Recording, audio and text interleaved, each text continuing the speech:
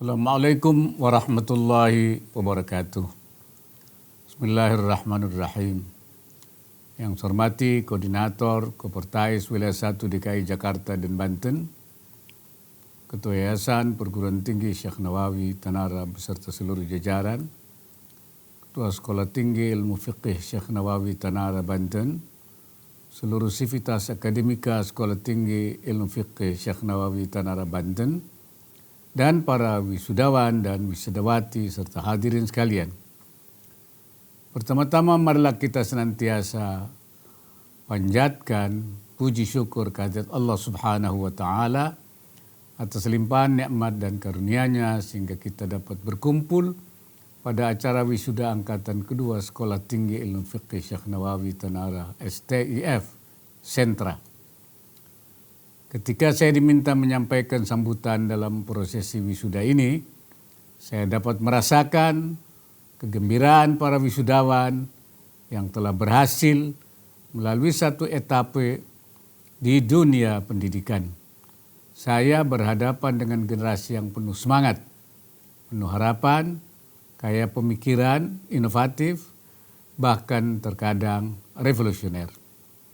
Pada saat yang sama, saya juga melihat suatu generasi yang akan memikul tanggung jawab besar, mas'uliyah kabirah, pembawa bendera nasib bangsa Indonesia, bahkan dunia di masa depan. Kami generasi sekarang akan digantikan oleh generasi baru, yaitu kalian semua. Pergeseran tersebut merupakan sunnatullah dan gerak sejarah yang tidak bisa dihindari. Wisudawan dan wisudawati yang berbahagia, ijazah yang saudara-saudara dapatkan dalam wisuda hari ini merupakan buah, thamrah atau natijah dari ketekunan dan kerja keras, sekaligus penanda bahwa saudara telah meraih berbagai pengetahuan dan keterampilan baru secara akademis. Namun di tengah semakin kaburnya batasan dunia fisik dan digital dewasa ini, dibutuhkan lebih dari sekadar penguasaan teoritis. Calon pemimpin juga harus berwawasan global serta berkarakter. Pertama, dunia semakin menyatu sehingga kita dituntut untuk siap menghadapi berbagai isu berskala global. Sebagai contoh, hari ini kita masih menghadapi persoalan COVID-19 yang bukan datang dari kota atau provinsi di negara kita, melainkan dari luar negeri. Maka jangan hanya berpuas diri dengan standar minimum kemampuan lokal, tapi targetkanlah diri kita semua untuk mampu memenuhi standar internasional. Kedua, salah satu hal utama yang membedakan antara pemimpin dan pengikut adalah karakter. Kepribadian seorang pemimpin tidak terbentuk dalam satu malam, tapi ditempa melalui berbagai pengalaman dan pembelajaran.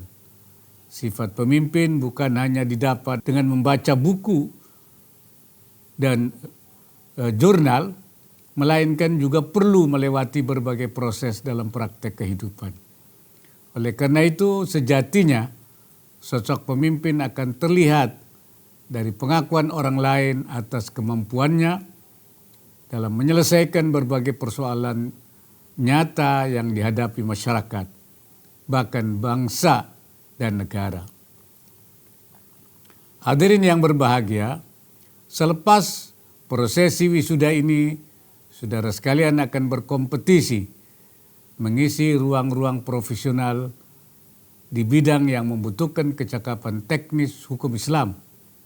Tunjukkanlah kontribusi nyata saudara-saudara dalam memajukan bangsa dan dunia, utamanya untuk mengembangkan fikih-fikih berwawasan kontemporer di masa depan.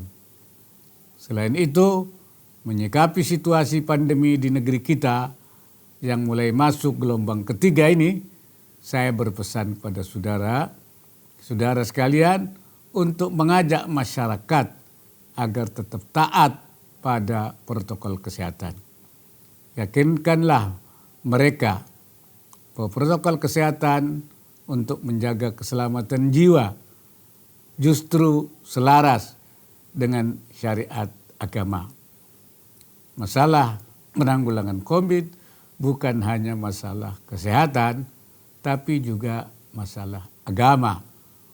Karena menanggulangi COVID berarti menjaga jiwa. Hifdzun nafas. Hifdzun nafas itu menurut para ulama adalah salah satu tujuan syariah. Maqsadun minal maqasidil kubra li syariatil islamiyah. Salah satu tujuan daripada tujuan besar syariat Islam. Oleh karena itu menjaga diri menurut pandangan agama adalah merupakan kewajiban. Syekh Nawawi sendiri ketika menafsiri ayat khudhu hidrakum, beliau mengatakan wa hadhil ayah tadullu ala wujubil hidri an jami'il madar al-madnunah. Ayat ini menunjukkan wajibnya menjaga diri dari semua bahaya yang diduga akan datang. Dan COVID bukan bahaya yang diduga, tapi al-madar al-bayyinah yang nyata, al-madar al-mutayaqqanah. Bahkan beliau mengatakan, karena itu kata beliau dengan pengertian ini, wa bihadzal tariq kana al-iqdam 'ala al-ilaj bid-dawa wal ihtiraz 'anil waba wal julus tahta jidaril ma'il wajiban. Karena itu untuk menghindari bahaya itu berobat itu adalah wajib. Menjaga diri al-ihtiraz 'anil waba dari wabah itu juga wajib.